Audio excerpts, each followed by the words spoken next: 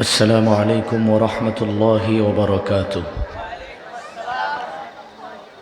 الحمد لله الذي خلق آدم بسلالة من طين وخلق الإنسان بواسطة الأبوين، والصلاة والسلام على سيد الثقلين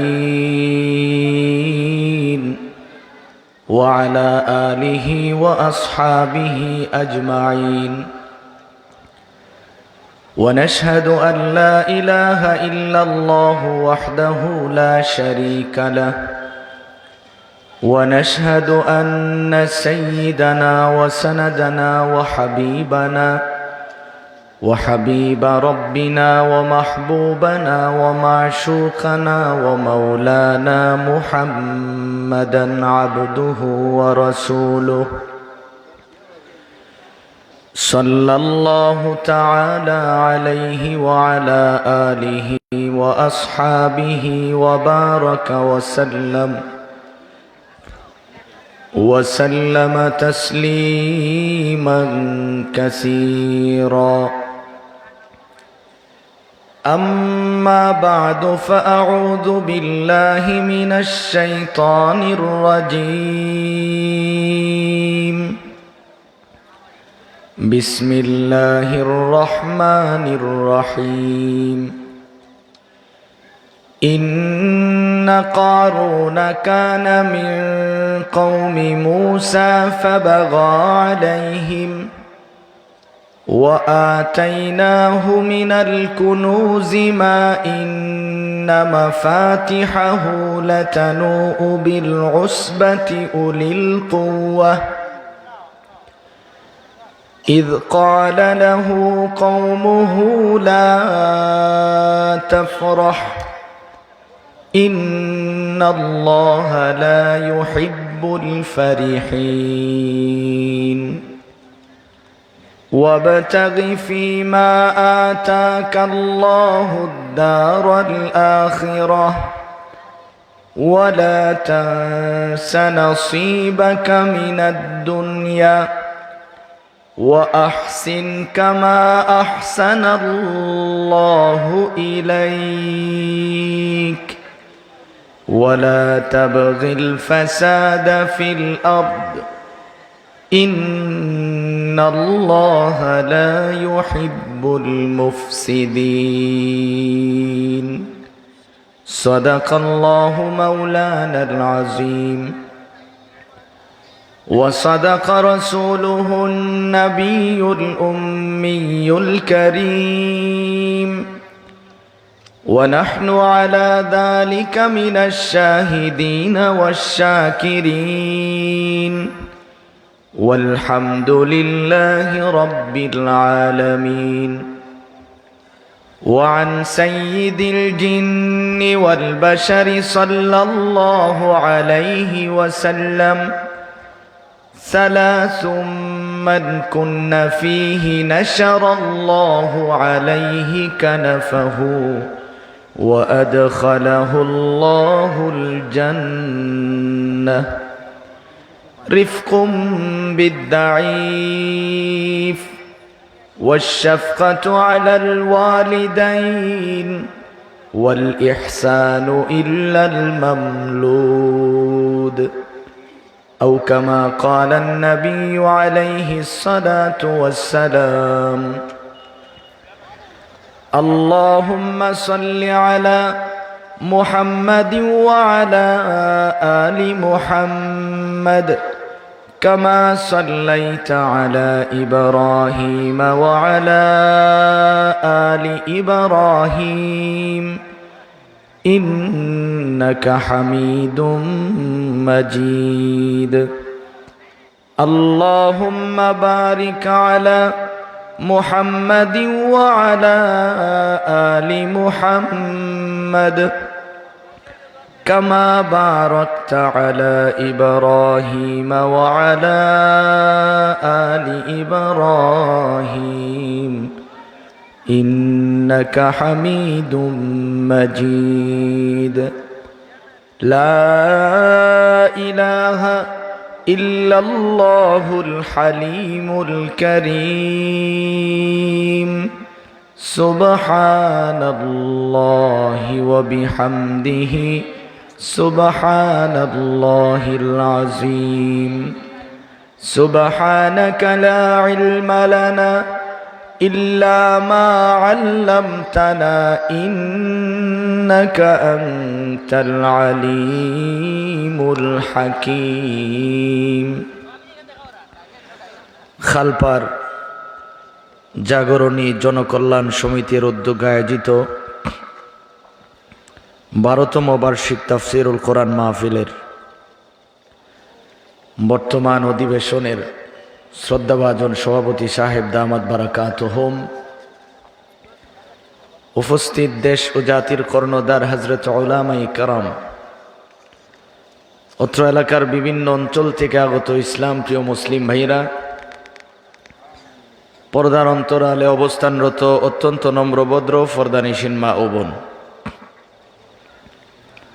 মহান রব্বে কারীমের নিকট শুকর আদায় করছি, যিনি অত্যন্ত দয়া করে মেহেরবানি করে আমাদের হায়াতটাকে দীর্ঘায়িত করে সুস্থ শরীরে ঈমানের সহিত বসে জমানার শ্রেষ্ঠ মানব উলামায়ে কেরামের জবান থেকে কোরআন ও হাদিসের কিছু কথা শোনার তৌফিক দিয়েছেন। এই জন্য আমরা সকলেই পড়ছি আলহামদুলিল্লাহ। আমার ভাই, আমি আপনাদের সামনে পবিত্র কোরআনে কারিমা থেকে সূরা কাসাসের ধারাবাহিক 2টি আয়াত তিলাওয়াত করেছি। পাশাপাশি বিশ্ব নবী মুহাম্মদ আরবি সাল্লাল্লাহু আলাইহি ওয়াসাল্লামের অনেকগুলো হাদিস থেকে একটা হাদিসের অংশ বিশেষ পাঠ করেছি। আল্লাহ তাআলা যেন তিলাওয়াতকৃত আয়াত এবং হাদিসের আলোকে আমাকে ইখলাসের সহিত কিছু কথা বলার এবং আপনাদের সকলকেই আমল করার নিয়তে শোনার তৌফিক দান করুক। সকলে বলি আমিন। মোহতারাম ভাই, আমি আপনাদের এই অঞ্চলের জন্য একেবারেই নতুন। এই হিসাবে আপনাদের সাথে আমার তিলাওয়াতকৃত আয়াতের তাফসিরে যাওয়ার আগে 1-2 মিনিট একটা কথা বলা দরকার। গরম পানি, বেশি গরম লাগবে, দোয়া উঠতেছে। 1 নাম্বার হলো, আমার কথা বলার একটা ব্যক্তিগত আদত আছে। আমি একা ওয়াজ কখনো করি না। অর্ধেক আমি করি, বাকি অর্ধেক সামনে যারা থাকে তারা করতে হয়। আপনারা যদি অর্ধেক ওয়াজ করা লাগে তাহলে বসে বসে ঘুমের সাধনা করা যাবে নাকি কথা বলতে হবে? সবাই বলেন, কথা বলতে হবে? বলবেন আমার সাথে ইনশাআল্লাহ? আল্লাহ কবুল করুন। 2 নাম্বার, রহমতুল লিল আলামিন নবী, সর্বশ্রেষ্ঠ নবী, আখিরি নবী মুহাম্মদ আরবি সাল্লাল্লাহু আলাইহি ওয়াসাল্লাম বলেছেন, যেখানে কোরআন ও হাদিসের আলোচনা হয় ওই জায়গায় চতুর্দিক দিয়ে রহমতের ফিরিশতারা বেষ্টনী দিয়ে রাখেন। একজন ফিরিশতা আরেকজনের কাঁধে উঠতে উঠতে আসমান পর্যন্ত উঠে যায়। সেই নবী বলেন, ওখানে যদি মানুষ বসে আর মধ্যে যদি ফাঁকা জায়গা থাকে তাহলে এই জায়গাতে মিস্টার ইবলিস বসে। আচ্ছা, আপনারা যেই বসাটা দিছেন, ইবলিসকে এত আদর করে কেন মধ্যে বসার সুযোগ করে দিলেন? এটা আমার বোধগম্য নয়। এই জন্য আপনারা একটু মেহেরবানি করে, কারণ কর্তৃপক্ষ তো আপনাদেরকে বলে নাই যে আমরা যতটুক বিছানা দিছি আপনারা যে কয়জন আছেন সবাই বিছনাটা বইরা বইবেন, এরকম কোনো কন্ট্রাক্টরই দিছে? তাহলে আপনারা মেহেরবানি করে এই যে দেখেন এখন কত সুন্দর হয়েছে পরিবেশ, তা আপনারা একটু সুন্দর করে বসেন। আমার ভাই, আমি অসুস্থ মানুষ। আমি যদি কর্তৃপক্ষকে ফোন করে বলতাম আমি অসুস্থ, ওনারা আপনাদেরকে বুঝাইতে কষ্ট হইতো। কারণ প্রত্যেকটা মাহফিলের কর্তৃপক্ষর দাবি হলো হুজুর মরলেও আমরা এখানে আইয়েই মরুক, ঠিক না নি? আমার মাত বুঝুন আপনারা? একটু একটু শিখলাম সিলিটি মাত। মোহতারাম ভাই, আমরা কাকে রাজি খুশি করার জন্য বসছি? একটু আওয়াজ দিয়ে বলেন। নবীজি বলেন, কোন বান্দা যখন মুখটাকে গোল করে দিলটাকে উজাড় করে আল্লাহ বলে ডাক দেয়, এই শব্দটা বের হওয়ার সঙ্গে সঙ্গে আল্লাহর আরশে আজিমের মধ্যে যায় ধাক্কা লাগে। ঝড় তুফান ভূমিকম্প হলে বিল্ডিং যেমন কম্পন দিয়ে উঠে, এমনভাবে একটা কম্পন শুরু হয়। আল্লাহ তাআলা জিজ্ঞেস করে, জিবরাইল এই কারবারটা কে করলো, আমার ঘরে ধাক্কা মারলো? জিবরাইল তখন বলে, রব্বে কারিম, ওই যে খালফার জাগরণী জনকল্যাণ তাদের পক্ষ থেকে যে তাফসিরুল কোরআন মাহফিলের আয়োজন হয়েছে, ওখানে বসে ওই খালফার এলাকার এমুকের ছেলে এমুক তোমাকে ডাক দিয়েছে।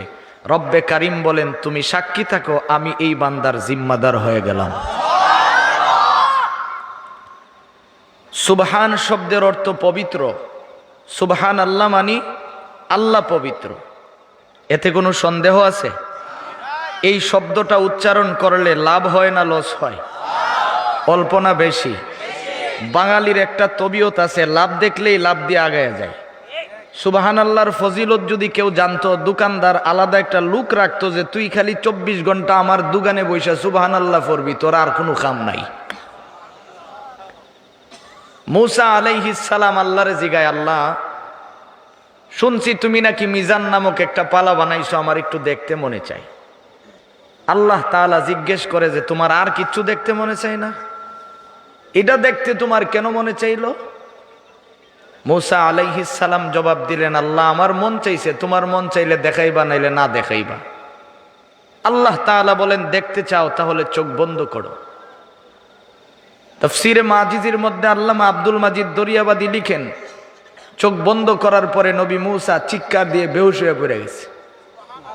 হুশ আসার সঙ্গে সঙ্গে আল্লাহ জিগাই, কি খুব না বাহাদুরি করছিলা, পালা দেখবা, এখন আবার চিত্ত হয়ে গেলা কেন? কো আল্লাহ, দেখলাম আমার চোখ যতটুকুন যায় তার চেয়ে বড়, গোটা পৃথিবীর চেয়ে বড় একটা পালা দেখা যায় পাত্রের মতো, তার মধ্যে একটা সরিষার দানা পড়ে রয়েছে।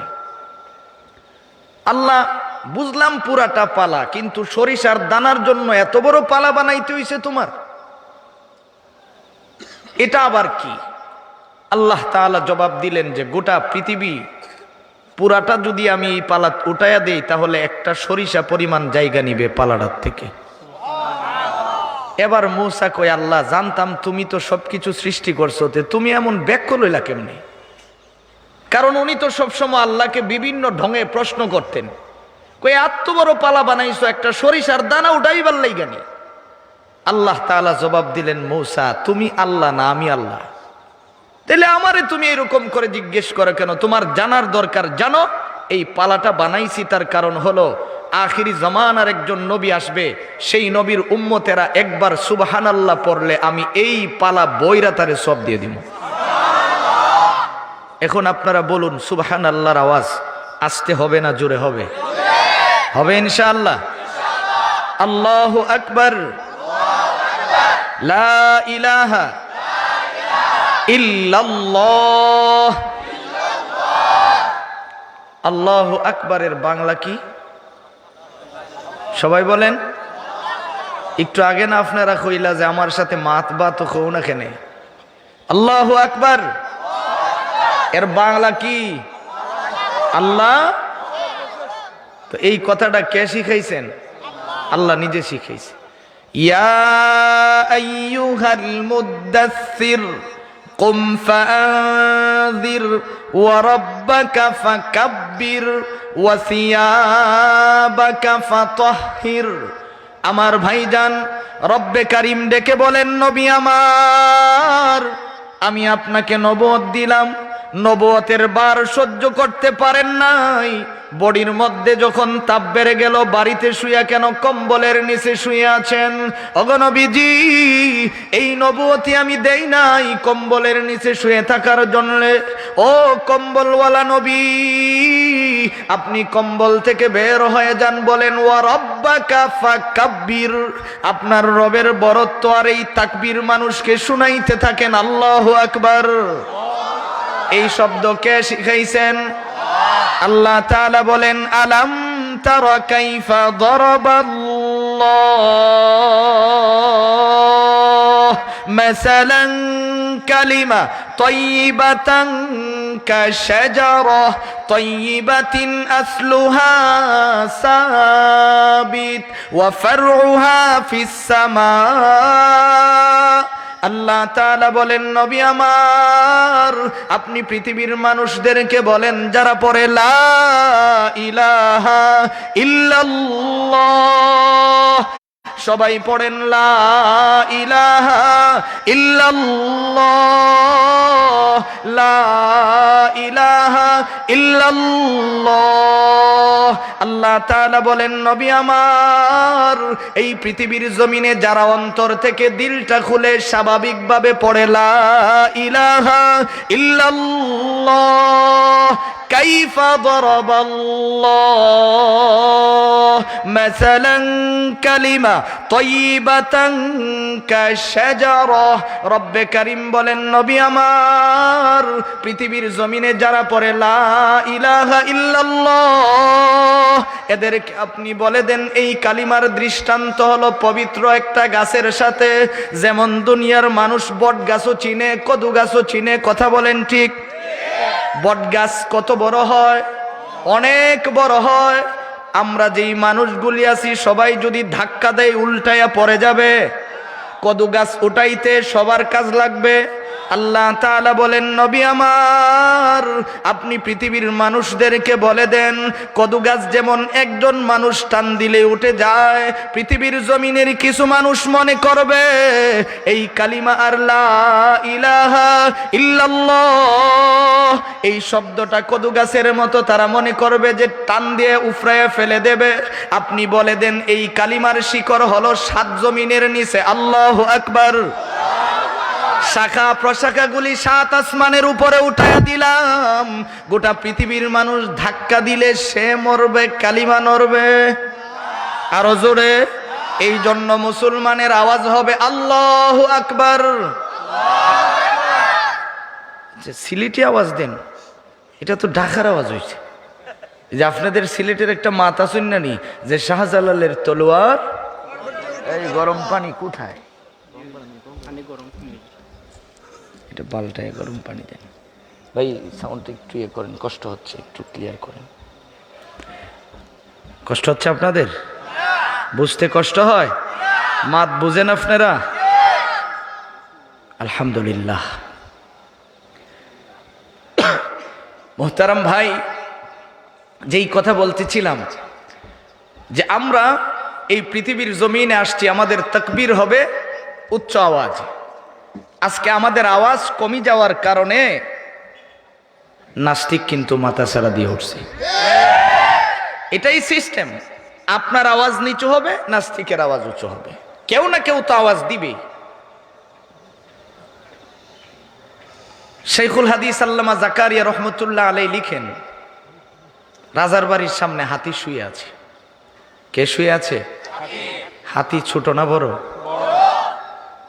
হাতি যখন শুয়ে আছে শিয়াল পণ্ডিত রাস্তা দিয়ে যাচ্ছে হঠাৎ করে দেখে একটা হাতি মইরা পড়ে রয়েছে কারণ হাতি তো ঘুমাচ্ছে তা হাতি ঘুমাইলে তো মরার মতোই মনে হয় সাইড হাত পাও এরকম সরাইয়া ঘুমাইতে আছে শিয়াল কাছে যায় লাত্তি দিছে শিয়ালের লাত্তি খাইয়া কি হাতি সজাগ হয় হাতির খবর হইছে কিছুক্ষণ পরে শিয়াল তো পণ্ডিত চিন্তা করে হাতি মনে হয় মরে গেছে যাক মরছে যখন খাওয়া শুরু করে দিই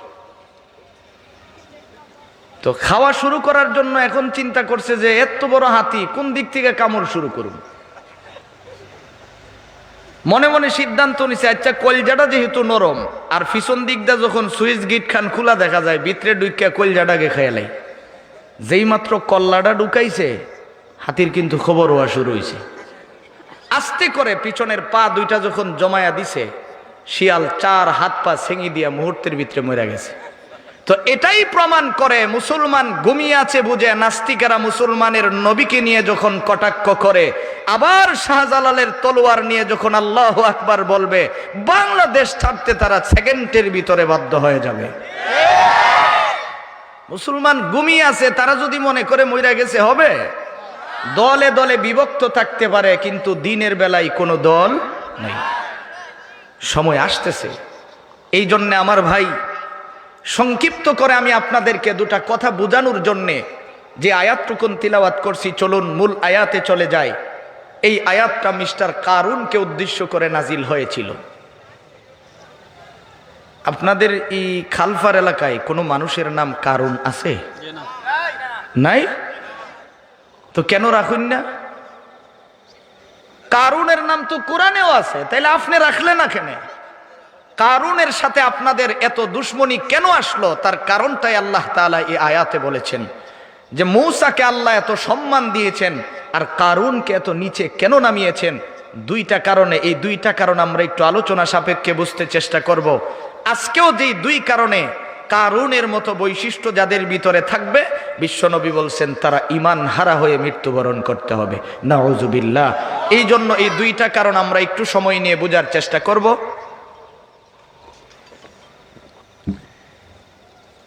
মূসা আলাইহিস সালাম জলিলুল কদর পয়গম্বর, তার ভাই হারুন তিনিও নবী। মূসা আলাইহিস সালামের ভগ্নিপতি যার নাম কারুন, সে ছিল স্বর্ণকার। তাওরাত কিতাব তিনজন ব্যক্তির মুখস্থ ছিল, এই তিনজনের মধ্যে কারুন একজন। একজন হলো নবী মূসা, আরেকজন হলো ভাই হারুন, আরেকজন হলো মিস্টার কারুন। এদিকে ভাই নজর থাকবে, এদিকে। কে আপনারা আমার দেখতে পছন্দ হইছে না? আমি কি দেখতে বেশি খারাপ? তাইলে এদিকে তাকায় থাকবেন, ওদিকে দিক করেন কেন? আরে ভাই, আমি যেমনই হয়, আজকের পরে যদি আমারকে দেখতে আপনাদের মনে চায়, চাইলেই কি আমারে খুঁজা পাইবেন? আর আমার মন চাইলে আমি আপনারা রে পাইমু? আল্লাহ যদি এই বসাটাকে নাজাতের জরিয়া বানায় দেয়, আপনিও যদি জান্নাতি হয়ে যান, আমি তো আপনাকে বলবো যে আপনি তো বসেছিলেন, আমাকে নিয়ে যান। আল্লাহ যদি আমাকে দেয়, আপনি তো আমাকে দেখলে চিনবেন, তা আমার দিকে না থাকাবেন, এদিক সেদিক তাকাইলে লাভ নাই তো। কারণ মুসলমান আমরা এখানে আসছি কাকে রাজি খুশি করার জন্যে? আমাদের হায়াতের মালিককে, রিজিকের মালিক। টাকা পয়সা কে দেন? ধন সম্পদ, সন্তান কে দেন? বিয়া কে করেন? দেখলাম আর কি যে মনোযোগ আসেনি, একটু টেস্ট করলাম। গুরুত্বপূর্ণ কথা বলতেছিলাম, এই জন্য মনোযোগের দিকে থাকতে হবে। রাগ করছেন? হাসি দিয়ে থাকবেন। কারণ হলো বেজার করে মানুষ আমার সামনে বয়ে থাকলে এটা আমি দেখতে পারি না। আমি নিজেও বেজার হয়ে থাকতাম পারি না, আমি হাসি যারা কথা বলতেও পারি না। এর জন্য আমার মুরব্বীরা অনেকে ধমকায়, যারা তোমার একজন গালি দিলেও তুমি হাসো। আমি কি আমার হাসি আইয়ে আমি করবো কি? আমার ভাই, তিনজন ব্যক্তি তাওরাত কিতাবের হাফিজ ছিলেন।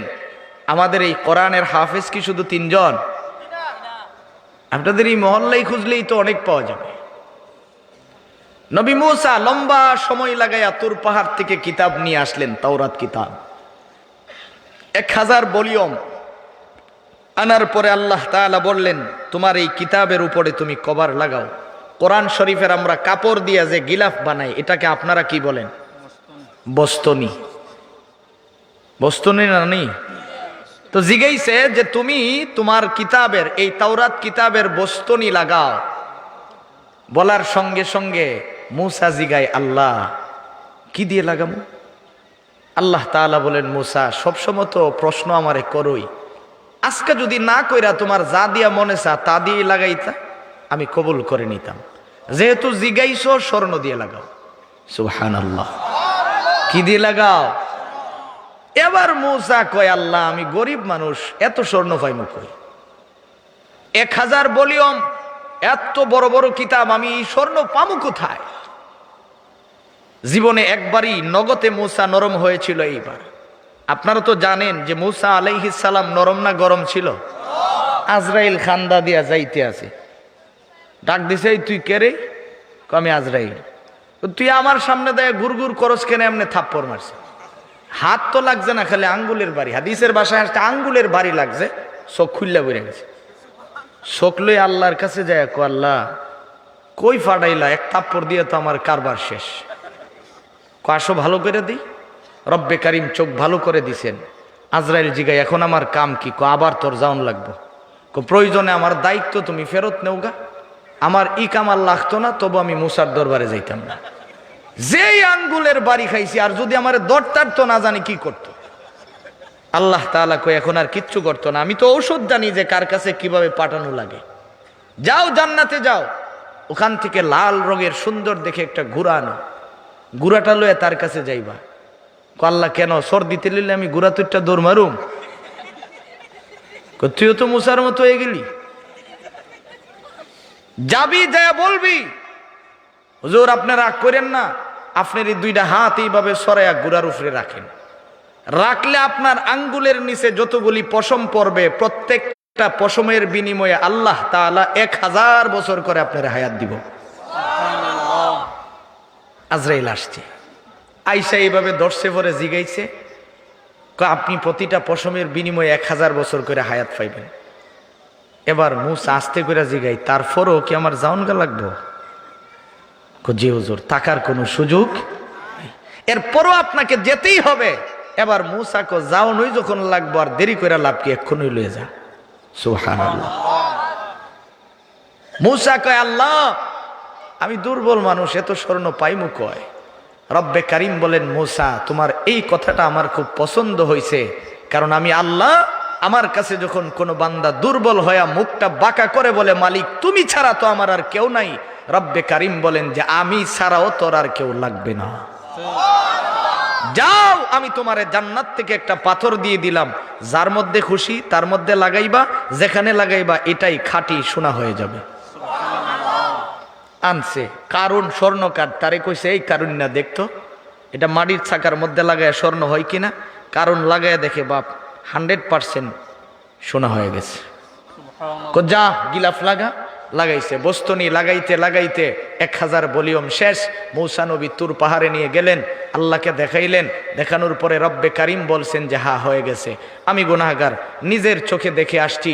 সেই বস্তনিগুলি এখনো সংরক্ষিত মিশরের রাজধানী কায়রো থেকে 625 কিলোমিটার দূরে আলেকজান্ডারিয়া শহরে, খুব সুন্দর করে সাগরের কিনারেই ওই বাড়ির সামনে, যেই বাড়িটা কারুনের ছিল তার বাড়ির অপোজিটেই মিউজিয়াম আছে, তার মধ্যে সুন্দর করে রেখে দিয়েছে। আচ্ছা আপনারা বলুন, আমাদের বাংলাদেশে ব্যাংকে সোনার বার রাখলে কয়লা হয়ে যায় কি? আর মিশরে এটা খোলা জায়গাত রাখছে, কেউ নেওয়ার মানুষ নেই। যদি আপনাদের এই খালফার এলাকার কোনো মানুষের কাছে এমন একটা পাথর থাকতো, ও কি মানুষের যন্ত্রণায় বাড়িতে থাকতে পারতো? সকাল বিকাল লোকজন কইতো ভাই আর কিচ্ছু হোক না হোক আমার শৈলী একটা মোর দিয়া দিলাম। কারণ স্বর্ণ দিয়া বস্তনি বানাইতে বানাইতে শেষ করার পরে মূসা নবী বললেন, কারণ কারবার যেহেতু শেষ, পাথরটা জান্নাতের, আমার মনে চাই এই পাথরটা একটু সংরক্ষণ করি, এই জন্য পাথরটা আমার ফেরত দাও।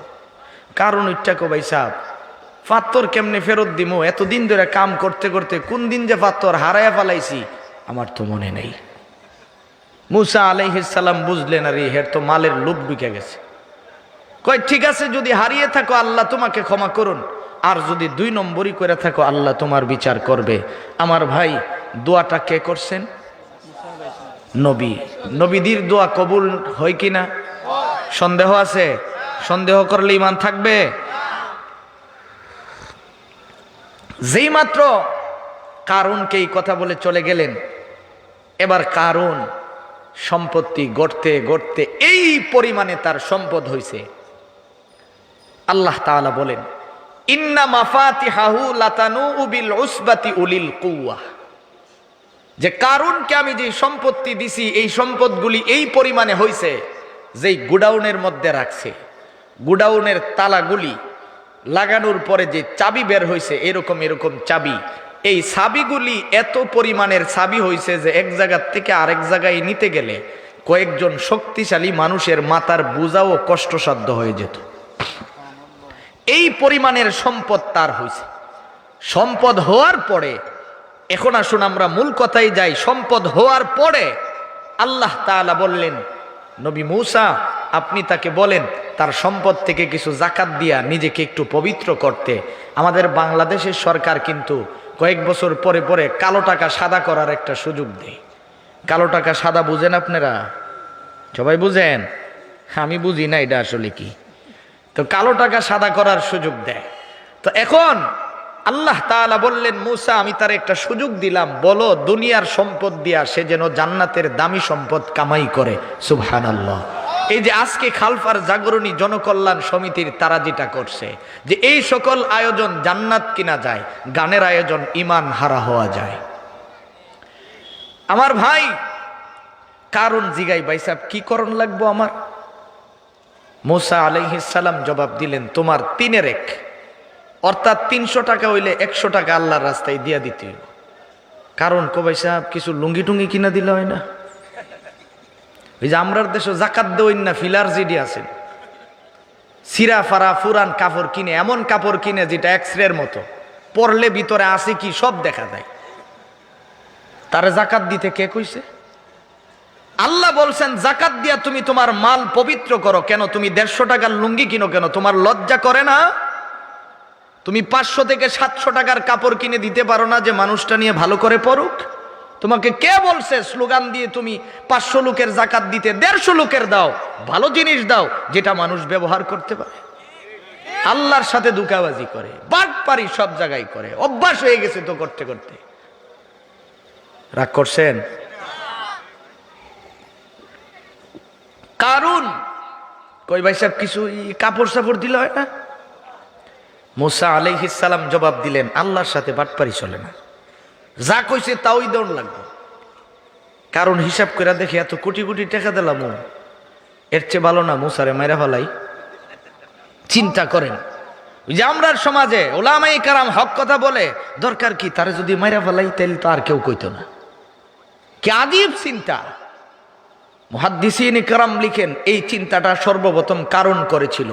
আজকেও হক কথা বলার কারণে যদি কোনো ইমামকে চাকরিচ্যুত করা হয়, কোনো ওলামায়ে কেরামকে বাকরুদ্ধ পরিস্থিতিতে দাঁড় করানো হয়, বুঝতে হবে যারা করে তারা হলো কারুনের বংশধর। কারণ চিন্তা করছে মাইরা ফেলামো, রাত্রে ঘরের ভিতরে বৈশা বৈশা চক করতেছে কিভাবে সকালে তারে মারবো। এমন সময় তার দরজার মধ্যে একটা আওয়াজ হইছে, দরজা খুলছে, দেখে বাপ রে বাপ, ওই যে আমরার সমাজের বন্ড ফিরেরা যেমন লেখে, মুজাদ্দিদে জামান, সদরঘাটের কামান, আন্তর্জাতিক বেঈমান, মাহবুবে সুবহানি, কুতুবে শৈতানি, সারা গায়ে সুলকানি, কত কিছু লেখে। এমন ফাগরি টাগরি লাগায়া ভাব সাপ ধরে আইছে। ভাই সাহেব তুমি কেডাও এত রাত্রে আমার ঘরের সামনে? আমি তোমার দুস্থ। তা আমার দুস্থ, আমি আপনারে চিনরাম না, আপনার নাম কিতা? আমার নাম মিস্টার ইবলিস। আচ্ছা ইবলিস যদি কোনো মানুষের দুস্থ হয়, এর পরিস্থিতিটা কি হয়ে দাঁড়াইব?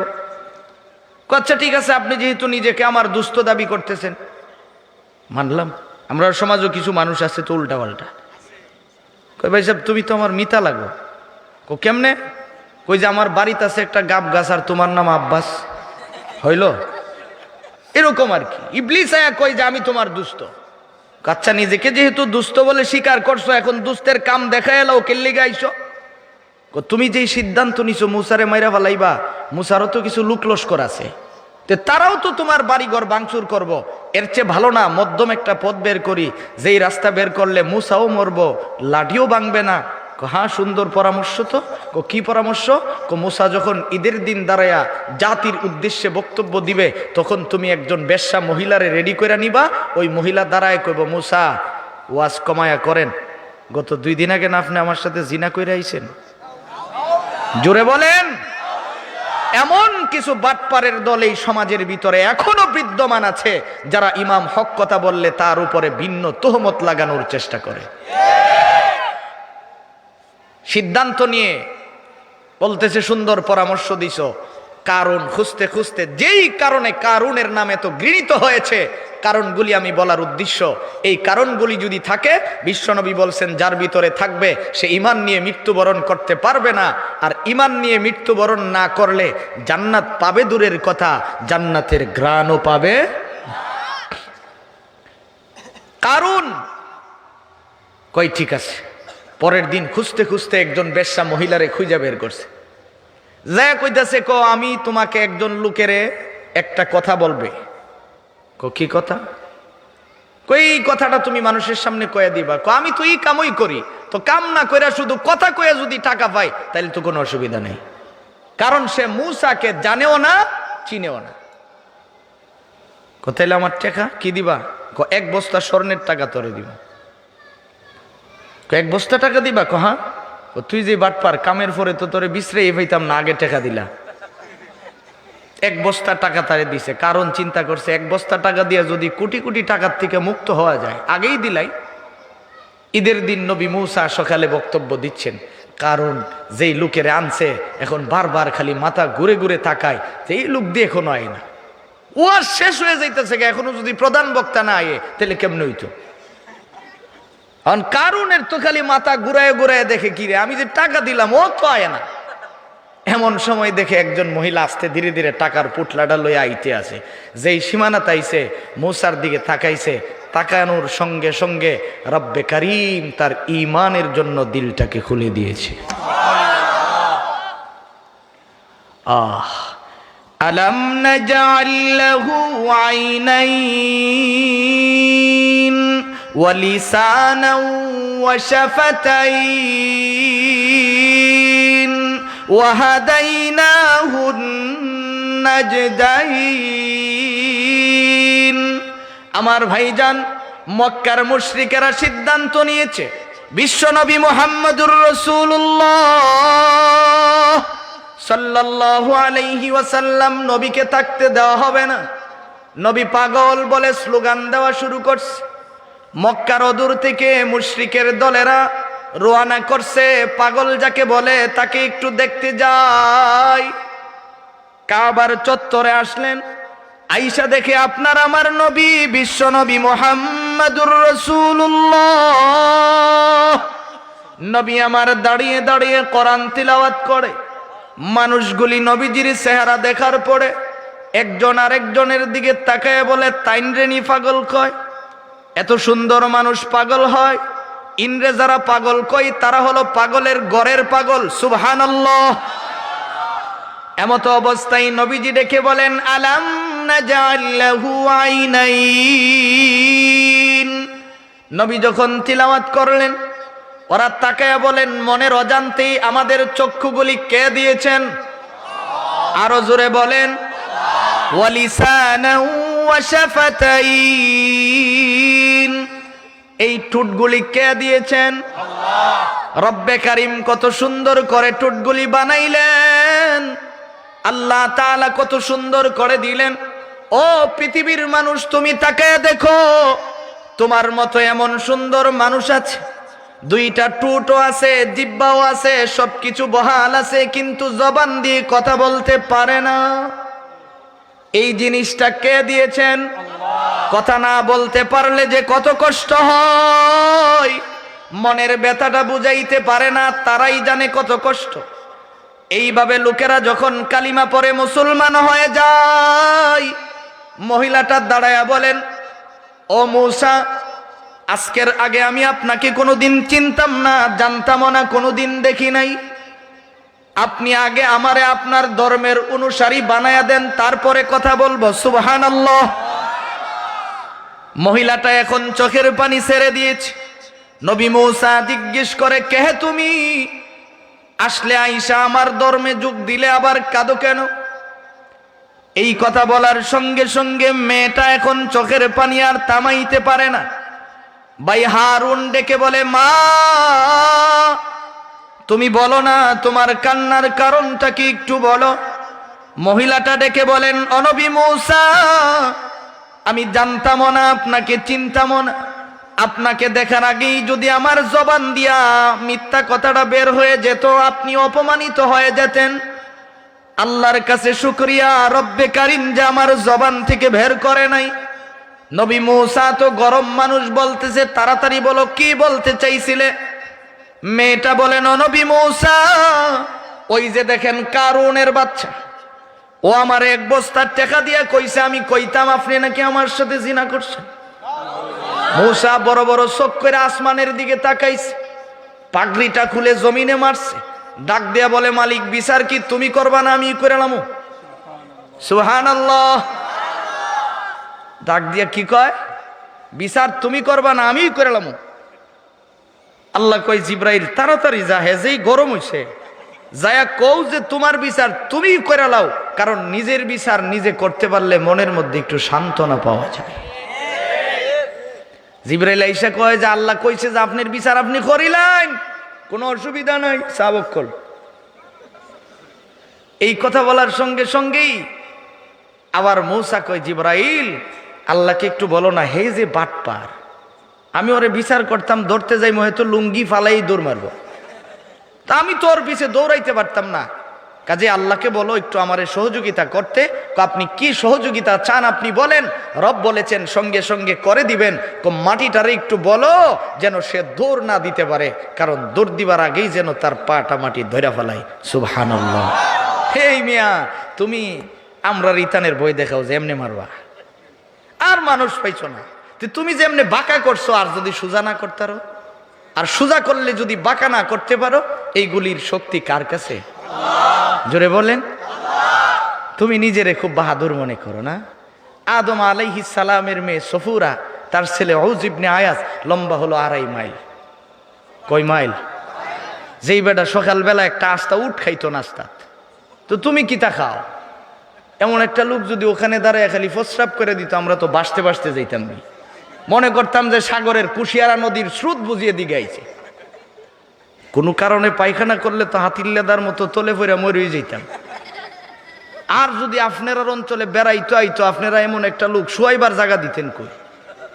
পুরা সিটি কর্পোরেশন পুরাটা জুইরা তার জন্য একটা বিছনা বানাইতে হইতো যে তান এখানে ঘুমাইবা।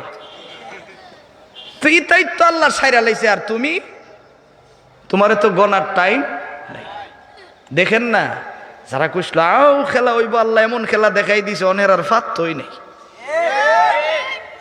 মালিকের বিচার বুঝতে বেশি সময় লাগে না। এই জন্য আমার ভাই যেই কথা বলতেছিলাম, মূসা আলাইহিস সালাম মাটিরে ডাক দেয়া কইছে, এই মাটি ধর। ধর বলার সঙ্গে সঙ্গেই এখন কারণ দেখে যে স্প্রিং তো আর নড়ে না, লারা দে আর লড়ে না, গুড়া দা শক্ত হয়ে গেছে, বুঝালছে যে কারবার হয়ে গেছে। এখন কয় মূসা কি ব্যাপার, আমি দি নড়তারি না, সবাই নড়ে। তুই নড়তে আর পারবি না, কারণ বিয়াদ্দবি কার সাথে করছস আন্তাজ পাইছস না। এবার বুঝলো। মূসা আলাইহিস সালাম বললেন, এই মাটি তারে ধর। ধর বলার সঙ্গে সঙ্গে হাঁটু পর্যন্ত মাটির নিচে ডাবছে। বাড়িতে গিয়ে কইেন চিন্না, কারণ ইবলিস দুরসিফাদে ধরে রাখছে, দেখ কইস না, কইলে কইলাম সব হয়ে যাইব কি। চিন্তা করছেন আপনি? আশরাফ আলী থানভী রহমতুল্লাহ আলাই লিখেন, এক বুজুর্গ আল্লাহওয়ালা বাড়ির থেকে বের হইছে, নামাজে যাইব। ইবলিস যে নেক্সট শুরুতে ধোঁকা দেয় এটা বোঝানোর জন্য যে নামাজে যাইব, বাড়ির থেকে বের হইছে, একটু কাদার মধ্যে পইরা কাপড়ের মধ্যে ছিটা পড়ছে। মুরব্বী চিন্তা করছে যে এই কাদা কাপড় দিয়ে নামাজ হবে না, বাড়িতে গিয়ে কাপড় চেঞ্জ করে আসছে। আসার পরে আবার ইবলিস তার ধাক্কা মেরে ফেলাই দিছে। আবার মুরব্বী বাড়ির থেকে যে কাপড় পরিবর্তন করে আসছে। আসার দেখে যেই জায়গায় পিছলা খেয়ে পড়ছিল, এই জায়গায় একজন মানুষ আলু নিয়ে দাঁড়িয়ে আছে। অন্ধকারে পিছলা খেয়ে পড়ছে, এখন দেখে কি নিয়ে দাঁড়ায় আছে? আলু নিয়ে। একটু সামনে যাওয়ার পরে আরেকজন ডাক দিয়া কইতেছে, মুরব্বী আপনি কষ্ট করে যাইবেন, দরকার নাই, আপনি আমার খান্দৌড়ি যাইন, আমি আপনার মসজিদে পৌঁছায় দিই। পরে কয়েন সুবহানাল্লাহ। মসজিদে লয়ে যাওয়ার পরে নামাজের পরে ওই যেই দুইজন, একজন বাত্তি লয়ে দাঁড়াই রইছে, আরেকজন কান্দ করে লয়ে গেছে, দুটোই ইবলিস। একজন আরেকজনের জিগাই, কিরে বেটা তুই বাত্তি লয়ে দাঁড়াই লইলি কেনে? হ্যাঁ কয়, আমি তো বাত্তি লইয়া দাঁড়ায় হেরে রাস্তা দেখাইছি, তুই বেটা রে খান্দ করে মসজিদে নিলি কেন? আমার নেওয়ারও তো একটা যুক্তি আছে। কি যুক্তি? তুই যে বাত্তিওয়ালা আগে কয়ালো, তুই কিল্লিগা বাত্তি লইয়া দাঁড়াইছ? আমি একবার যখন তার কাপড়ের মধ্যে মহিলা ভরাইয়া দিছি, সে যখন বাড়িতে যে কাপড় পাল্টাই আসছে, আল্লাহ তাআলা তার সব গুনাহ মাফ করে দিছে। আবার গেছে যখন ফালাই দিছি পরে কাপড় আনতো, ওই সময় আসার সাথে সাথে আল্লাহ তার ফ্যামিলির সবার গুনাহ মাফ করে দিছে। তখন চিন্তা করলাম, আবার যদি ফালাইয়া দেই, গোটা জাতির গুনাহ যদি আল্লাহ মাফ করে দেয়, এর লিগে না বেটা আমি বাত্তি লয়ে খার রইছি, যাতে হেয়ার না পড়ে। তখন তুই তুই কান্দ করে নিলি কেনে? তোর বয়সটা আমার বয়সও তো বেশি, তুই মনে করছ বেটা আমি কিচ্ছু জানি না? আমি দেখতাছি হ্যাঁ কদমে কদমে আল্লাহ তারে উমরার সওয়াব দিতাছে, এই জন্য কান্দ করে লইয়া গেছি, যাতে করে এই সব ডাত্তি গায়ে মারুম হয়। ইবলিস তো তোমারে দূরের মধ্যে সিবাদা ধরে রাখছে, সুবহানাল্লাহ কইও না, কইলে যদি সব হয়ে যাগা। এই জন্য সুবহানাল্লাহ বলবো ইনশাআল্লাহ, জোরে জোরে কইমো সুবহানাল্লাহ। ইবলিস যাতে বাতাস ছাড়তে ছাড়তে দূরে, আওয়াজ হবে বেশি বেশি, গরম থাকবো, নরম হব না, ঠিক আছে ইনশাআল্লাহ। বছরে একদিনই তো বাঁচলে না, আবার যদি সুযোগ থাকে তাইলে না আইতাম, একটু গরম থাকবো ইনশাআল্লাহ, ঠিক আছে। রাগ করতেছেন? বলে হুজুর আপনি নিজে কষ্ট করেন দিকে আমরা রে করাইন। আমার ভাই, আমি তো চাই যে এখান থেকে আমরা কিছু নিয়ে যেতে, কারণ আল্লাহ আমাকেও জিজ্ঞেস করবেন আমি কেন আপনাদেরকে বসায় রাখছি, আপনাদেরকেও আল্লাহ জিগাইবেন যে তোমরা খেনে বয়া রইসলা। এই জন্য কিছু নিয়ে যেতে আমরা চাই, আমাদের ঈমানের পালাটা ভারী হোক, ঠিক আছে ইনশাআল্লাহ। বলতেছিলাম কারুনকে তৃতীয়বার বললেন মাটি তারে ধর, ধর বলার সঙ্গে সঙ্গে কোমর পর্যন্ত মাটির নিচে চলে গেছে। চতুর্থবার বলছে ধর, ধর বলার সঙ্গে সঙ্গে এই পর্যন্ত গেছে। সিনা বরাবর যাওয়ার পরে কাঁদতে কাঁদতে তার চোখের পানিতে অনেক দূর পর্যন্ত কাদা হয়ে গেছে। জিব্রাইল আসছে, আইসা কো নবী, আল্লাহ বলছেন যে হেরে দেখা নাকি আল্লাহর খুব মায়া লাগছে, যদি একবার খালি আল্লাহর কাছে কাঁদতো না, রব্বে কারিম বহু আগেই তারে মাফ করে দিত। মুসা আলাইহিস সালাম চোখটা গরম করে আসমানের দিকে চাইছে, ছায়াকো জিব্রাইল তোমার আল্লাহ তো মাফ করবই, কারণ বেয়াদবি তো আর তোমার আল্লাহর সাথে করছে না, করছে তো আমার সাথে। জিব্রাইল কো হুজুর আপনি গরম হন কেন? আল্লাহ বলছে যে মাফ করে দিত আল্লাহর কাছে চাইলে, কিন্তু সেও তো চায় নাই, আল্লাহ তো তারে মাফ করেও নাই। এবার কারুনকে বলছে এই কারুন মাটি ধর, মাটি ধর বলার সঙ্গে সঙ্গে কারুন বলতেছে বুঝছি তো তুমি আমারে মাফ করতা না, তার কারণটা আমি বুঝা লাইছি, কারণ হইলো আমারে মাটির নিচে ডাবাইয়া তুমি আর তোমার আল্লাহ দুই ভাই মিললাম আমার ঠেকারি খেয়ে লেবা। এবার মুসা ডাক দিয়ে কো জিব্রাইল দেখতো তোর আল্লাহ না কইছিন হেরে মাফ করে দিতাম, তো মরবার আগে হে কইছে ডাকি, এই যে বলছে মাটির নিচে ঢাপ। তাফসীরের কিতাবে আসছে কিয়ামত পর্যন্ত প্রত্যেক দিন তার বডিটা যত বড় ছিল ততটুকুন পর্যন্ত মাটির নিচে ডাববে। এই জন্য আমার ভাই দূর আসতেছে নাকি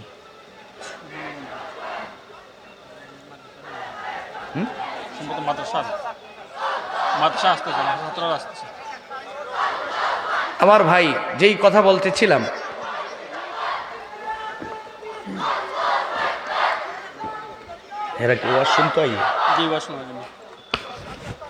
মোহতারাম ভাই, যেই কথা বলতেছিলাম,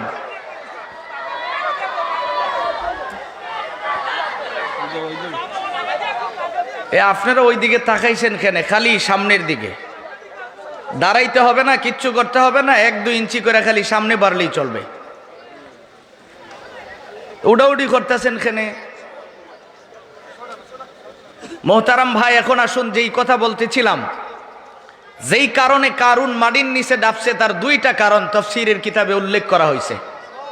এই 2টা কারণ শুনবো ইনশাআল্লাহ অল্প সময়ে, অল্প কয়েক মিনিটের ভিতরে আমি 2টা কারণ আপনাদেরকে শোনাই আমি আমার আলোচনা শেষ করার চেষ্টা করব। মোহতারাম ভাই, 1 নম্বরের কারণ হলো কারুনের ধৈর্য ছিল না। কারণ হলো তার সম্পত্তি হওয়ার পরে অধৈর্য হইয়া যেই মাত্র আল্লাহ বিধান নাজিল করছেন যাকাত দেওয়ার জন্যে, সে সহ্য করতে পারে নাই, মূসাকে মাইরা ফেলানোর সিদ্ধান্ত নিছে।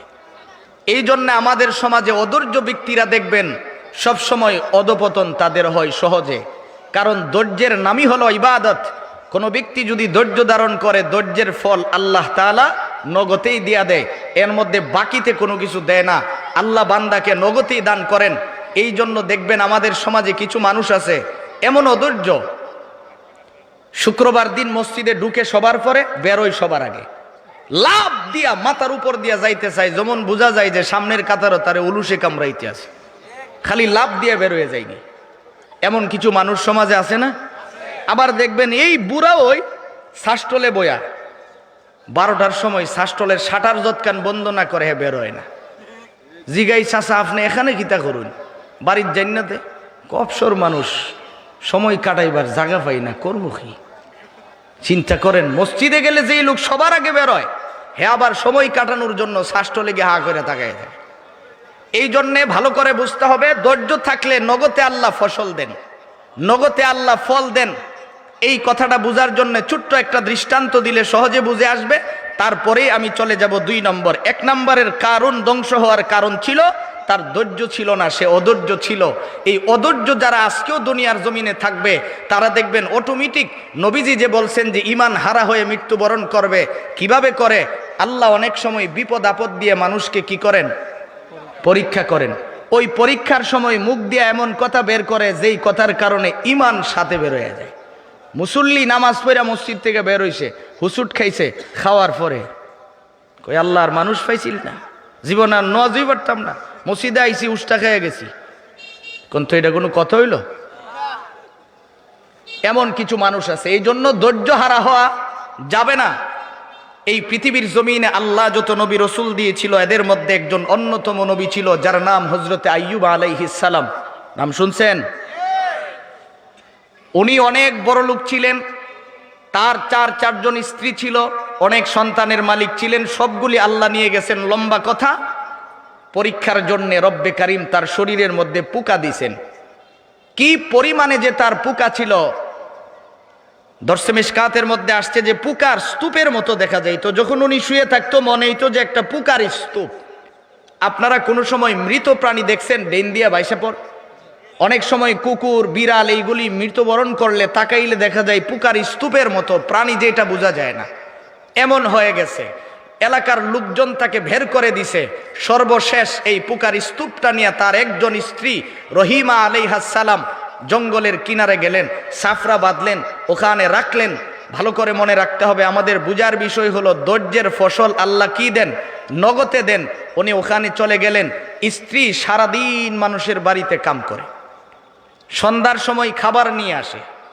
ওনার শরীর এত দুর্বল, হাত দিয়া খাবারটা মুখে উঠাইতে পারে না, কারণ হাতের সব কিছু তো পোকা খেয়ে ফেলছে। স্ত্রী হাত দিয়া মুখের ভিতরে দিলে কষ্ট সহ্য করতে পারবে না, আঙ্গুল শক্ত। এই কারণে তাফসীরের কিতাবে আসছে নিজের জিহ্বাটারে চামচ বানায়া মুখের ভিতরে চিবায়া চিবায়া দাঁত দিয়া একেবারে 13 বছর পর্যন্ত নিজের জিহ্বা দিয়া স্বামীর মুখের ভিতরে ঢুকায়া ঢুকায়া খানা খাওয়াইছে। আমার আপনার স্ত্রী হইলে কত বছর খাওয়াইতো? জানি আপনারা আওয়াজ আসতে দিছেন এখানে যে হুজুর এই আওয়াজটা যদি জোরে হয় আর বাসার থেকে যদি তাই নামার আওয়াজটা চিন্তারে রাত্রে যদি দরজাটা না খুলে, বলে হুজুরের কাছে আমার বিরুদ্ধে সাক্ষী দিছ, যাও গিয়ে হুজুরের সাথে ডাকাত, আর বাড়ি তাও লাগতো না। বই তো থাকারই কথা। রহিমা কত বছর খাওয়াইলেন? জোরে বলেন। 13 বছর। 13 বছর পরে একদিন মনে মনে ভাবতেছে তাই তো মনে হয় আরামে আছে। কারণ হলো 13 বছর ধরে পোকা কামড়ায়, আমি এত কষ্ট করে মানুষের বাড়ির থেকে খাওয়া নাই না তাই রে দিই, তাই খায়। নবী মানুষ দোয়া করলে তো আল্লাহ সুস্থ করে দিত, তাই দোয়া করে না কেন? জিগাইছে হুজুর আপনি একটু দোয়া করতেন না? আইয়ুব আলাইহিস সালাম বললেন, রহিমা আল্লাহ আমারে 70 বছর সুস্থ রাখছেন, অসুস্থ হয়েছি মাত্র 13 বছর। আল্লাহ যদি আমারে খুঁড়া দেয় যে আমি না তোমারে পরীক্ষা করতেছিলাম, তুমি 13 বছরেই অতিষ্ঠ হয়ে গেছো, 70টা বছর তো আমি তোমার আরামে রাখছিলাম, ওই এটার কথা তো বলো নাই। তোমার যদি কষ্ট হয় তুমি যাইতে পারো, আমার অসুবিধা নাই, কিন্তু আমি আল্লাহর কাছে দোয়া করব না। রহিমা চিন্তা করে দোয়া তো করতেন না, এটা আগেই বুঝছিলাম, কারণ কষ্ট তো আর আপনি করুন না। এই যে কথাটা মনের মধ্যে আনছে, আল্লাহ বেজার হয়েছে, হইয়া বলছে পুকারে, একটা পুকারে যে দেখ তোর শরীরে যে 100% ব্যথা আছে এখান থেকে 75% মাইনাস কর, 25% ব্যথা নিয়ে আস্তে করে রহিমার জিব্বার কিনারে একটা কামড় মারবি। একটা কামড় খাওয়ার পরে এক চিৎকারে উনি বেহুশ হয়ে পড়ে গেছেন। হুশ আসার পরে এখন স্বামীর কঙ্কালটারে জড়াইয়া ধরে বলতেছে আমারে মাফ করে দেন, আমি মনে করছিলাম আপনি বুঝি খুব আরামে আসুন, একটা কামড় খেয়ে আমি যেই টান বুঝছি এই কামড় কি করে আপনি লক্ষ লক্ষ পোকা আপনাকে কামড়াচ্ছে, আপনি সহ্য করেন, একটাবার শব্দটা পর্যন্ত আপনি করেন না। এই কথা বলার পরে রহিমা কায়দা দিলেন, স্বামী বললেন আল্লাহ আমাকে পরীক্ষা করেন, আল্লাহ যদি আমার এইরকম রাইখা খুশি হয় আমার বেজার হওয়ার কোনো কারণ। এইরকম করে আরো গেল 5 বছর, মোট কত বছর হয়েছে? 18 বছর যাওয়ার পরে একদিন মনের অজান্তেই রহিমা একটা দোয়া পড়লেন, এটা আল্লাহ কোরআনেও লিখে দিয়েছেন, সুবহানাল্লাহ। রব্বানা আতিনা ফিদ দুনিয়া হাসানাহ ওয়া ফিল আখিরাতি হাসানাহ ওয়া কিনা আযাবান নার। আমার ভাইজান রহিমা আলাইহিস সালাম এইটুকুন পড়ার পরে রব্বে কারীম ডেকে বলেন, জিবরাইল তাকায়া দেখো না জমিন থেকে আওয়াজটা কে দিয়েছে? জিবরাইল বলেন, আল্লাহ। এই আওয়াজ তো আর কেউ দেয় নাই, এটা রহিমা দিয়েছে। আল্লাহ তাআলা বলেন, রহিমা কি চাই বলো না। জিবরাইল ডেকে বলেন, আল্লাহ, রহিমা তো চাই তার স্বামী যেন সুস্থ হয়ে যায়, কেননা সে বলেছে আমি দুনিয়ার ভালো জিনিসটাই তারপরে পরকালেরও চাই। তাহলে দুনিয়ার ভালো তো তার স্বামী যদি ভালো হয়ে যায়, আরামে জীবন যাপন করবে, এটাই তো তার জন্য ভালো। আল্লাহ তাআলা ডেকে বলেন, জিবরাইল আমি আর আমার বন্ধুকে পরীক্ষা করতে চাই না, তুই জান্নাতে চলে যা। জান্নাতের ভিতরে যায় একটা পায়জামা নে, একটা পাঞ্জাবি নাও, টুপিও নাও, পাগড়িও নাও, একটা নামাজের মুসল্লা নিয়ে তুমি আমার নবী আইয়ুবের কাছে চলে যাও। 5টা জিনিস নিয়ে আসর থেকে মাগরিবের সময়ে নবী আইয়ুবের সামনে জিবরাইল আইসা হাজির। সালাম দিলেন, আসসালামু আলাইকা ইয়া আইয়ুব কাইফা হালুক। আইয়ুব কোনো কথা বলে না। কিছু সময় চলে যাওয়ার পরে জবাব দিলেন, ওয়া আলাইকুমুস সালাম ইয়া জিবরাইল আলহামদুলিল্লাহ। এই কথা বলার সঙ্গে সঙ্গে জিবরাইল বলেন, ও নবী আইয়ুব আপনি কি আপনার আল্লাহর উপরে রাগ করছেন নাকি? কেন আল্লাহর উপরে আমি রাগ করব কেন? তাহলে কি আমার উপরে রাগ করছেন? জিবরাইল তোমার উপরে আমি কেন রাগ করব? তুমি তো হলো বন্ধু, আমার বন্ধুর সাথে বন্ধু কোনোদিন রাগ করে না। যেই বিপদে আমি দীর্ঘদিন পর্যন্ত একাই ছিলাম, তুমি আমার খেদমতে নিয়োজিত, বারবার এসেছো, খবর নিয়েছো, তাহলে তোমার সাথে আমার রাগ কিসের? তাইলে আপনি কি আপনার আল্লাহর উপরে রাগ করছেন? আইয়ুব আলাইহিস সালাম ডেকে বলেন, আমি আমার আল্লাহর উপরে কেন রাগ করব? জিবরাইল আমি রাগ করার কারণ কি? আল্লাহ হলেন মনিব, আমি হলাম তার গোলাম। গোলাম কোনোদিন সাথে মনিবের উপরে রাগ করতে পারে? রাগ হলেও তো করে না, তাহলে আমি কেন করব? আল্লাহ তাআলা বলেন, ক্বালা ইন্নী আবদুল্লাহ আতানিয়াল কিতাব ওয়াজআলানি নাবিয়্যা ওয়াজআলানি মুবারাকান আইনামা কুনতু ওয়া আওসানি বিসসালাহ ওয়াজ যাকাতি মা দুমতু হাইয়্যা।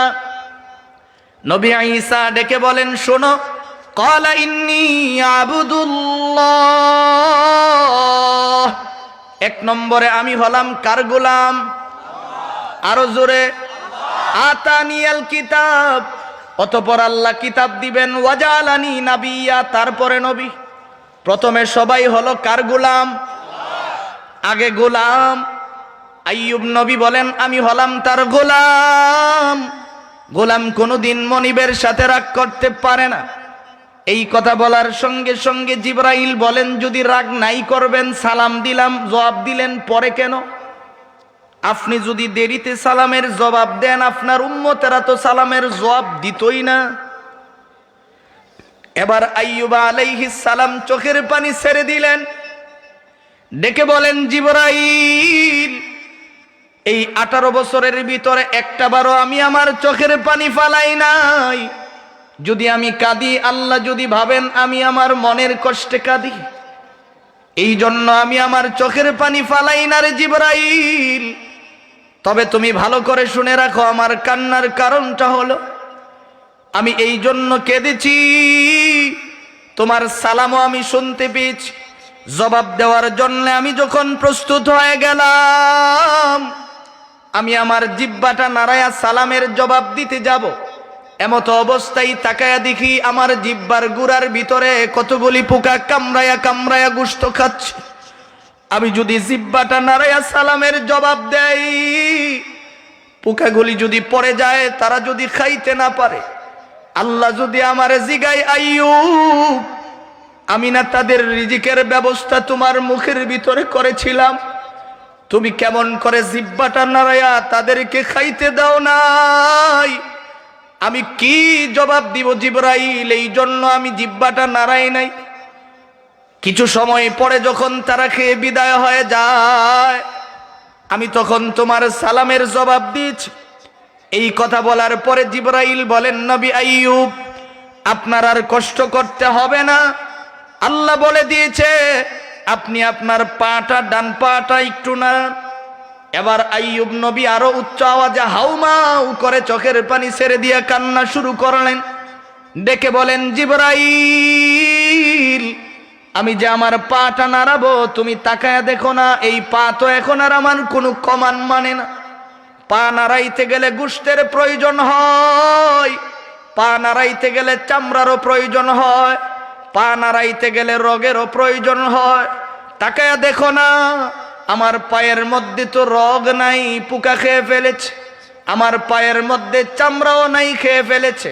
আমার পায়ের মধ্যে গোশত নাই, সব কিছু খেয়ে ফেলেছে। হাড্ডির কঙ্কালটা তো আমি নাড়াইতে চাইলেও নড়ে না।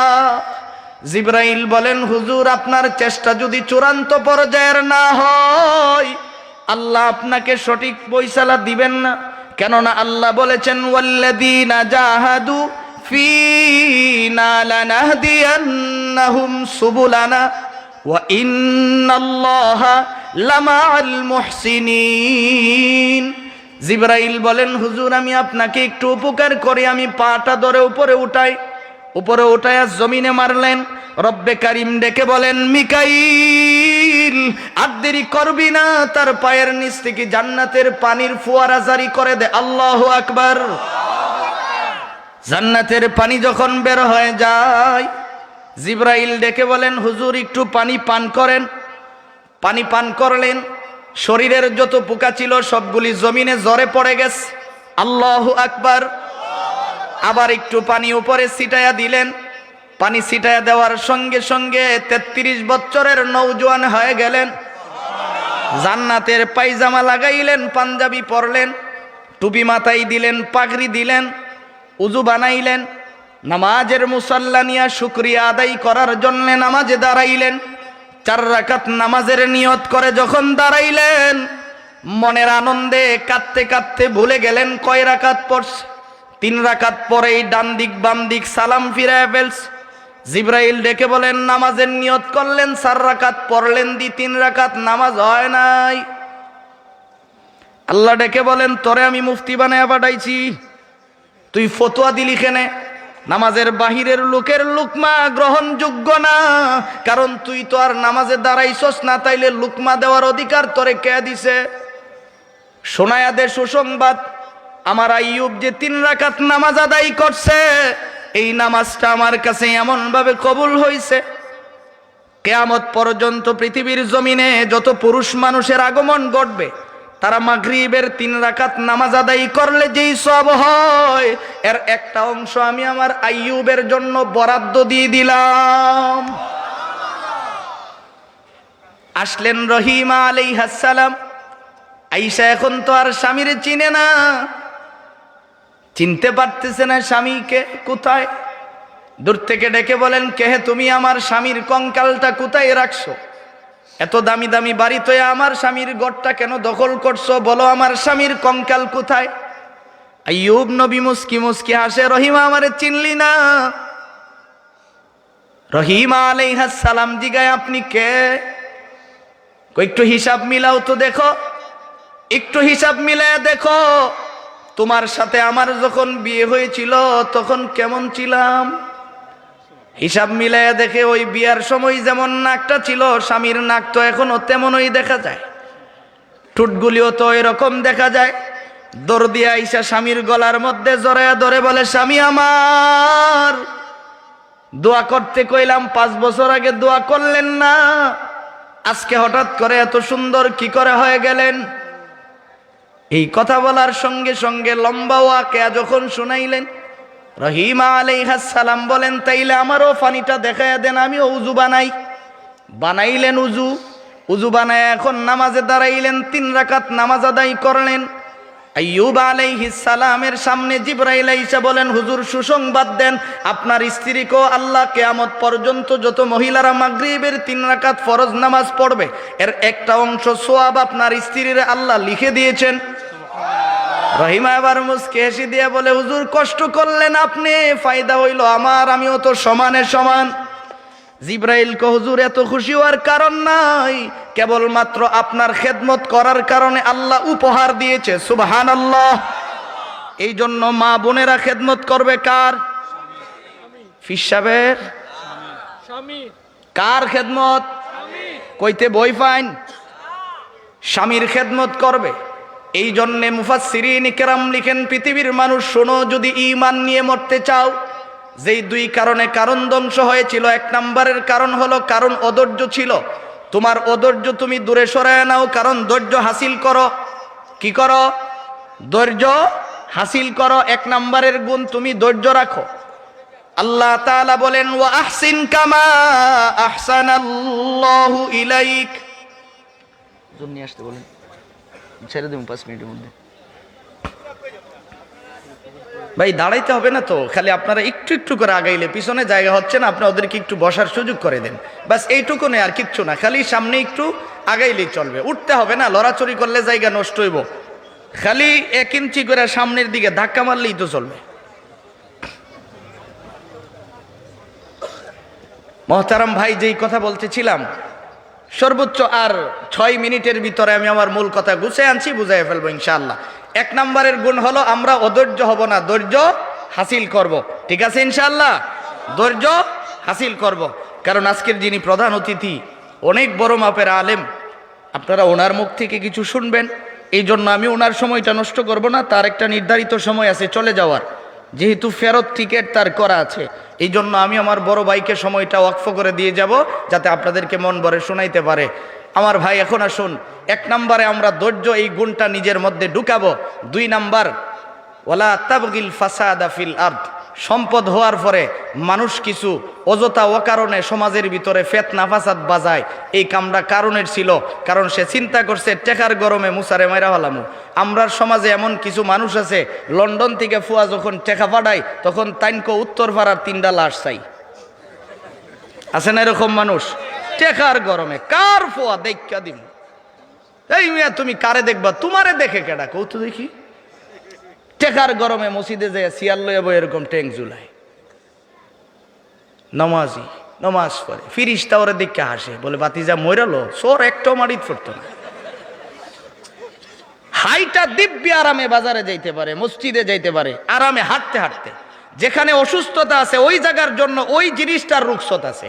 হাঁটুতে ব্যথা হলে হাঁটু দিয়ে যেই কাজ করা সেটা করব না, এর মানে কি আমার সিয়ারো সিটে সেগান দাবো এত লাগবো? আর ফিরিস্তাও এত ট্যাক্সে যে আমার ইবাদত লয়ে আল্লাহর কাছে যাওয়ান লাগবো?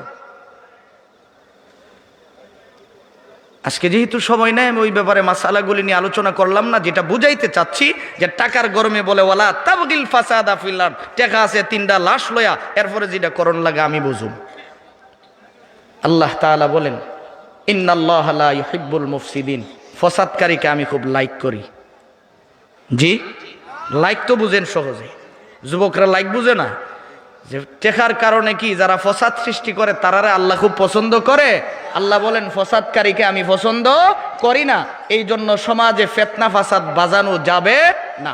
যেই কাজ করলে ফিতনা হয় ওই কাজ করব না, ফিতনা ফাসাদ থেকে বাইচা থাকার চেষ্টা করব।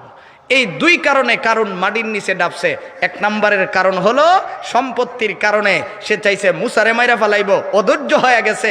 এই জন্য আমরাও সম্পদ হইলে তখন অধৈর্য হয়ে যায়। কেউ জোরে সালাম দিলে এই কার ফোয়ারি এত জোরে সালাম দিলি কেন, দেখোস না বেটা আমি কেডা, খালি খালি গরম হয়ে যায়। এই গুণ থাকা যাবে না, এটা নিজের থেকে পরিহার করতে হবে। 2 নম্বরে হলো ফিতনা ফাসাদ সৃষ্টি করা যাবে না। এইগুলি যদি করেন তাহলে কি হবে? ওই কারণের মতো ধ্বংস হয়ে যেতে হবে। রব্বে কারিম এই জাতীয় সমস্যার থেকে আমাদেরকে হেফাজত করুন। জোরে বলো না আমিন, আরো জোরে কোনা আমিন। বুঝতে পারছি এই দুইটা জিনিস। এবার আসুন, আমি আপনাদের সামনে একটা হাদিস পাঠ করেছিলাম যে তিনটা গুণ যদি কোনো মানুষ হাসিল করে, সহজ সহজ তিনটা গুণ, নবীজি তাদেরকে দুইটা সুসংবাদ দিছেন। এটা আমার আদত, আমি কিছু না কিছু আমল দিয়ে যেতে চেষ্টা করি, এই জন্য এই হাদিসের ব্যাখ্যাটা দিয়ে যাচ্ছি। আমার ভাই নবীজি বলছেন, আল্লাহর রহমতের সামিয়ানা ছাড়া যেদিন কিছু থাকবে না ছায়ার, ওই দিন আল্লাহ তাআলা সালাসুম মান কুন্না ফীহি নাশারাল্লাহু আলাইহি কানাফাহু, রব্বে কারীম ওই দিন তোমার নিজ জিম্মায় রহমতের সামিয়ানার নিচে স্থান করে দিবেন। 2 নাম্বার, ওয়াদখালাহুল্লাহুল জান্নাহ, আল্লাহ নিজ জিম্মায় তোমার জান্নাতে ঢুকাইয়া দিব। এই দুইটা যদি তুমি তিনটা গুণ হাসিল করো, দুইটা সুসংবাদ পাইলা, সুসংবাদগুলি পাইলাম। এখন গুণগুলি জানা দরকার আছে তো। 1 নাম্বার, রিফকুম বিদ্দাইফ, ক্ষুধার্তকে খানা খাওয়াইবা, অসহায়ের পাশে দাঁড়াইবা।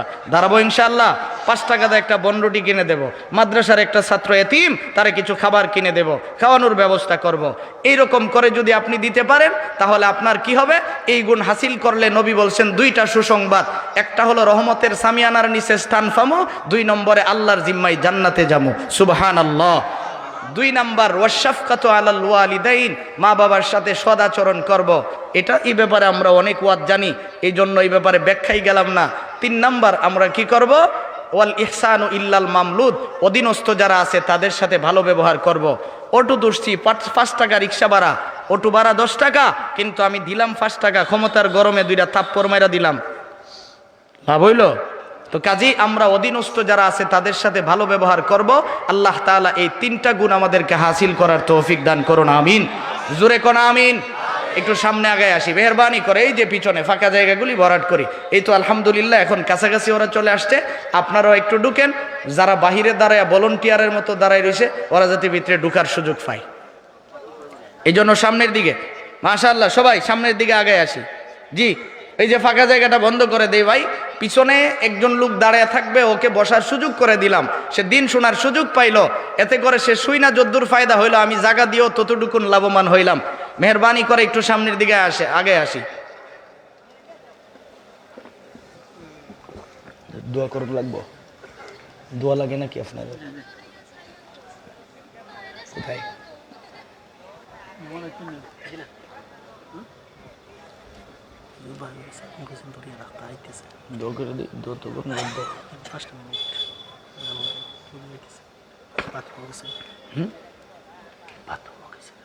ইন্নাল্লাহ 40 মিনিট লাগবে তার, জানি আমি।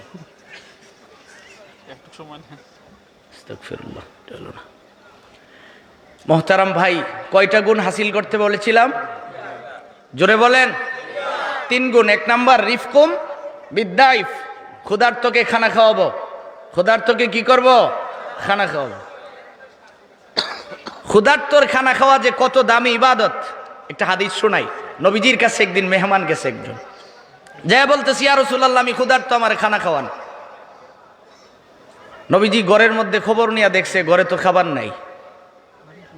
বলছে, আপনি ধৈর্য ধরেন, ইশারের নামাজের পরে আমি আমার মুসল্লিদেরকে এলান করব, ওখান থেকে আমার যে কোনো সাহাবী আপনাকে বাড়িতে নিয়ে খানা খাওয়াই দিব।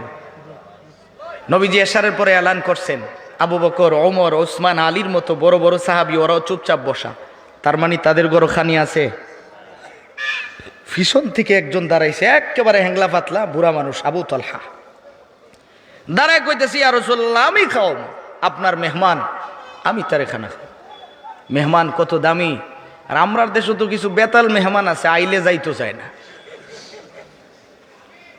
আশরাফ আলী থানভী রহমতুল্লাহ আলাইহি লিখেন, মেহমান এক জায়গায় গেলে 3 দিন থাকা হলো নবীর সুন্নত। কয়দিন? বিয়ের বাইত বেড়াইতো গেছে, হে আর যায় না, বিয়াই শর্মে কিছু কইতেও পারে না, বিয়ে আপনি যাই না কেন, খুব কষ্ট আছে বেচারা গরিব মানুষ। হঠাৎ করে একদিন জিগায় যে, বিয়াই আপনি কি জীবনে আমার বাড়িতে আর আইতেন না নাকি? কইটা একটা কথা কইলেন, মিয়া আপনি যেই খানি দেন আপনার বাড়িতে আইতাম না তো আইমু কই? কোথাইলে আপনি দিয়ে যাইনুন না তো আইবেন কোন সময়? আপনি তো যাই না, আইলে তো যাইতেইব না নি, আপনি তো যাইনুন না তো আইবেন কোন সময়? আগে তো যাইতেন, এরপরে না আইতেন। সাহাবী মেহমান নিয়ে ঘরের মধ্যে গেছে, মজার বিষয় হলো গিয়া শুনে তানের গরু খাওন নাই। আচ্ছা, আমার স্ত্রী যদি হইতো, আমি যদি মসজিদ থেকে ইমাম সাহেবরে নিয়ে যাই, নতুন ইমাম সাহেব আইছে, ধরেন মাদ্রাসার একটা ছাত্র অসহায়, তার লজিং নাই, খাবারের ব্যবস্থা নাই, বোর্ডিংয়ে পাক হয়েছে না, আমি যদি নিয়ে যাই আর গরু যদি খাবার না থাকে, আমরা ঘরের তাইন কইব যে খুব বালা কাম করছই, আন্তাজ নাই মৌলবি মানুষের বাইত খাইয়া, উল্টা পাল্টা কথা বলবে। তো সাহাবীর স্ত্রী স্বামীকে পরামর্শ দিচ্ছে, আপনি পেরেশান হয়েন না, আমাদের সন্তানের একটু খাবার আছে, এই খাবারটা আমরা না হই বাঘ বন্ডক করে মেহমানকে খাওয়াইয়া দিব, আমার সন্তানটাকে আমি প্রবোধ দিয়ে ঘুম পাড়াইয়া দিব। কত সুন্দর পরামর্শ দিছে। এখনো দেখে স্বামীর চেহারা মলিন হয়ে আছে। কই কি ব্যাপার, এখন আপনি পেরেশান কেন? আমি তো বলছি মেহমানকে খানা খাওয়াইয়া দেব, কারণ আল্লাহর নবীর মেহমান সাধারণ মেহমান নয়। বলার সঙ্গে সঙ্গে বলতেছে, আরে আমি তো টেনশন করি, কারণ মেহমানও তো নবীজির মেহমান, মেহমান খানা খাওয়ার সময় মেজবানকে ডাইকা নিয়ে বসা, এটাও তো সুন্নত।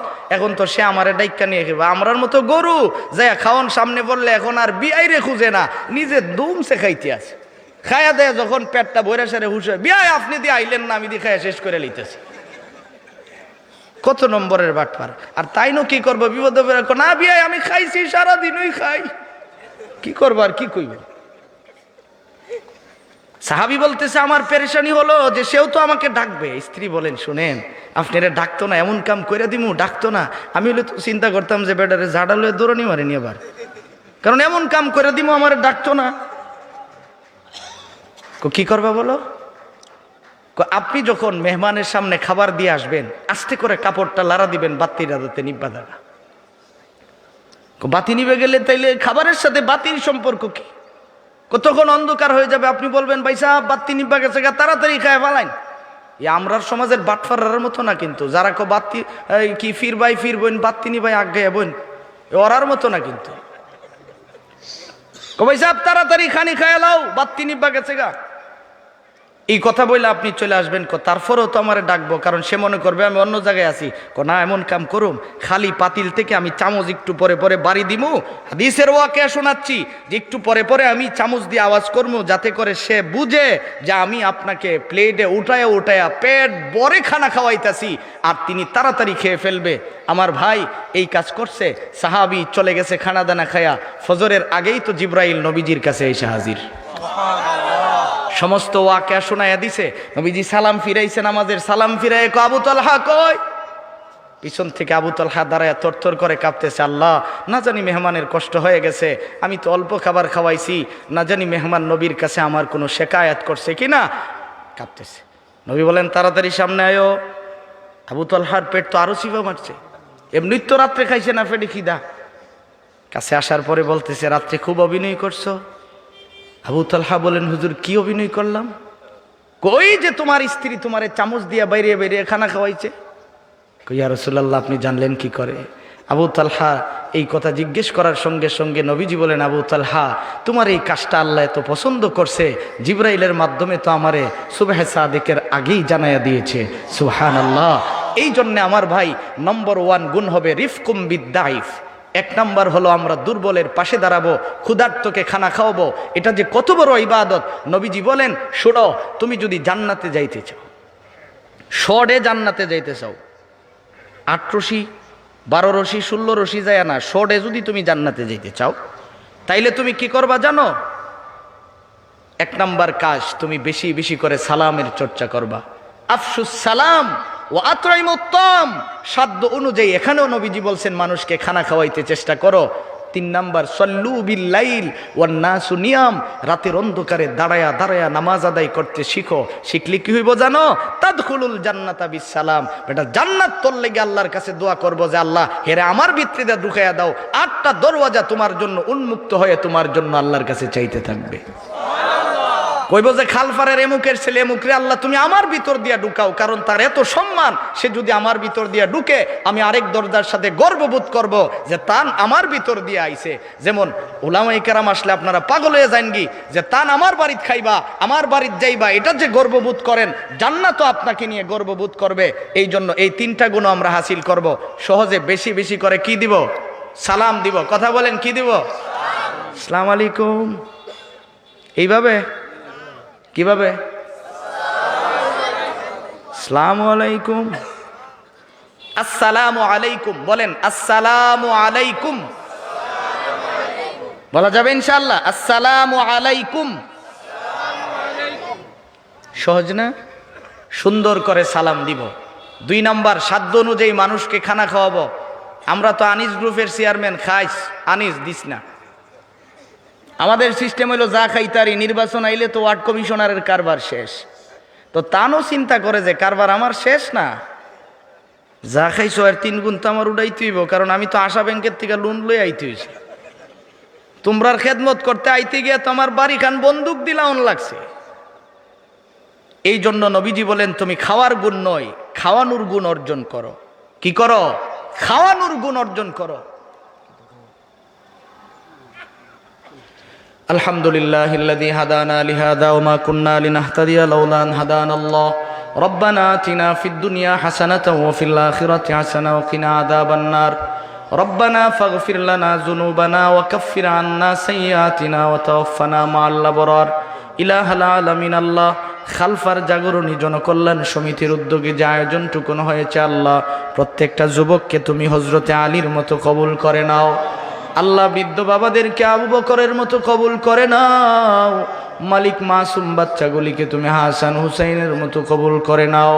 রব্বে করিম, পর্দার অন্তরালের মা বোনদেরকে তুমি হযরতে ফাতিমার মতো কবুল করে নাও। আল্লাহ, উলামায়ে কেরামকে আব্দুল্লাহ ইবনে আব্বাসের মতো কবুল করে নাও। ও মালিক, তাকায়া দেখো না, চাতক পাখির মতো তাকায়া তাকায়া মানুষগুলি বসে আছে, ওদেরকে কি দিয়ে বিদায় করবো রে মালিক? তোমার রহমতের চাদর দিয়া পেছায়া পেছায়া জান্নাতের মেহমান বানায়া দিও। রব্বির হামহুমা কামা রব্বায়ানি সগীরা। সুবহানা রব্বিকা রব্বিল ইজ্জাতি আম্মা ইয়াসিফুন ওয়া সালামুন আলাল মুরসালিন ওয়ালহামদুলিল্লাহি রব্বিল আলামিন। আসসালামু আলাইকুম ওয়া রাহমাতুল্লাহ।